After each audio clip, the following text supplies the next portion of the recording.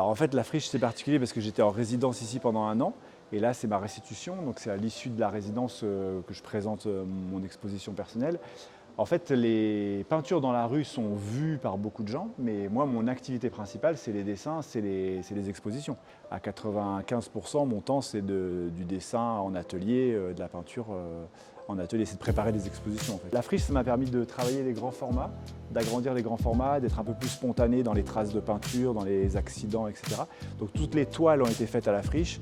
Par contre, tout ce qui est dessin, collage, aquarelle, un peu plus minutieux, ça a été fait chez moi. Alors, les sculptures, ouais, il y a différentes choses. Ça, c'est une pièce de bois sur laquelle j'ai dessiné. Alors, il y a beaucoup d'œuvres aussi qui sont vraiment en lien direct avec le lieu, la friche, parce que c'est des choses que j'ai trouvées ici.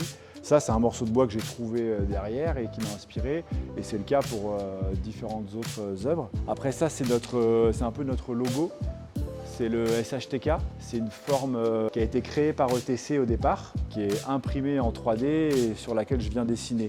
Donc je redessine les petites veines du bois, les clous. Après, je fais du collage aussi un petit peu. Moi, à la base, je suis plus papier et carton. Après, la toile, petit à petit, pour agrandir les formats, c'est pratique. Et puis, j'aime bien jouer avec différents. Il y a des compositions de bois. Ça aussi, ça allait bien avec la ZAD, le fait de prendre des choses de briquet de broc, de les assembler et de dessiner dessus. J'avais un grand espace à ma disposition et du coup, j'ai essayé de faire en sorte de le remplir. Après, j'ai fait des choix. J'ai essayé de ne pas trop charger, mais bon, quand même. J'ai eu du mal à laisser des espaces vides. J'ai un peu tendance à charger en général les expositions. Et ici, donc c'est zone artistique à défendre, donc c'est un mélange, ça devient un peu des espèces de tribus. Il y a toujours des personnages de pandas, mais ils sont plus ou moins cachés, qui défendent un territoire. Et ce territoire, il est fait de traces abstraites, avec des coups de rouleau, des coups de bombe.